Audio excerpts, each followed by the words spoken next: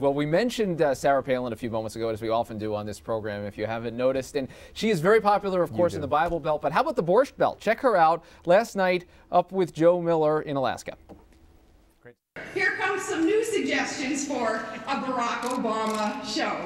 America's Got Taxes. Dancing with the Czars. Honey, I bankrupt the kids. But Joe, bless his heart, he's running against two candidates who are in complete denial about the problems that big, growing government causes for you all.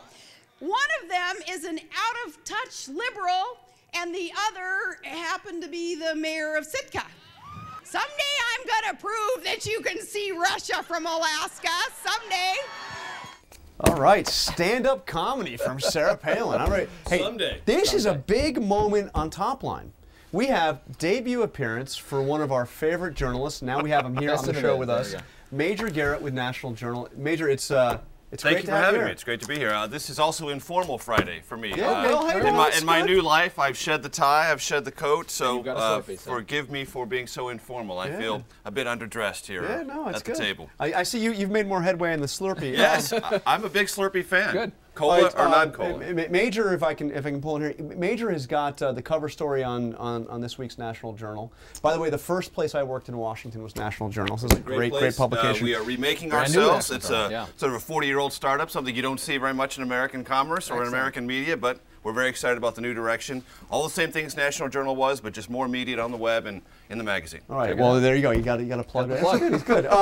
But your cover story is about John Boehner and the House Republican majority in waiting, if it happens. Yes. Okay. Well, in theory, if by some strange thing it happened, what is the approach? I mean, Boehner is basically right now saying it's a no.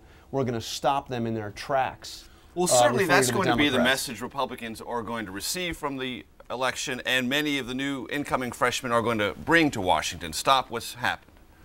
Does that mean nothing happens? I don't think it means nothing happens, but I think it means much of the trajectory or the current trajectory of the Obama administration, its agenda, stops and has to redirect itself or engage in trench warfare. And I think on some issues you're going to have trench warfare. Any attempt to redirect or completely eliminate health care, that's going to be trench warfare.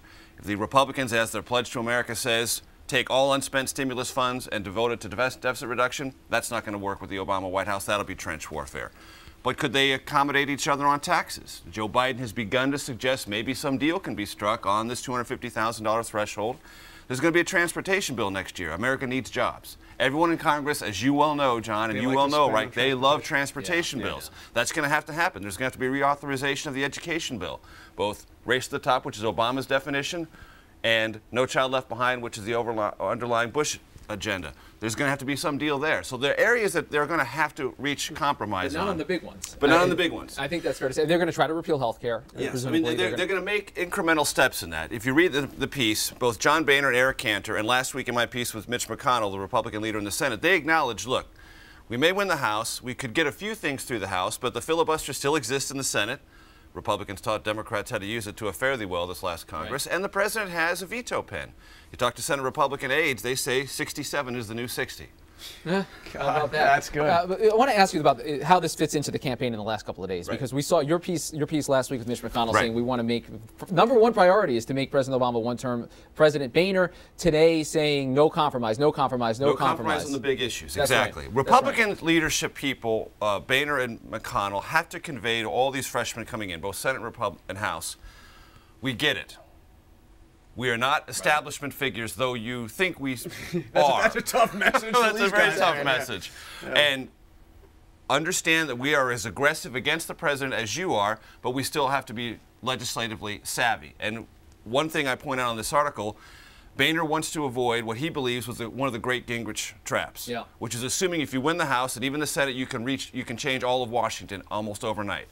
He knows that can't happen. So he's trying to, like Mitch McConnell, minimize expectations, not elevate them. Well, it's we're just out of time. But Boehner's like a deal maker by The character. key difference from this, 94 was a revolution. John Boehner wants an evolution. Well, there we go. We hear it right there. Major Garrett from the new National Journal. Check it out, nationaljournal.com. Major. It's great. Really appreciate you being on. Enjoy your Slurpees at home through the weekend. It's a big final weekend, last push. We'll be back on Monday. For John Carl, how does that taste? I think I like the blue ones better. I don't know. Blue one's better. Wow. Anyway. We'll let the bloggers hear that one. I'm headed out to Nevada, but we'll be back Monday.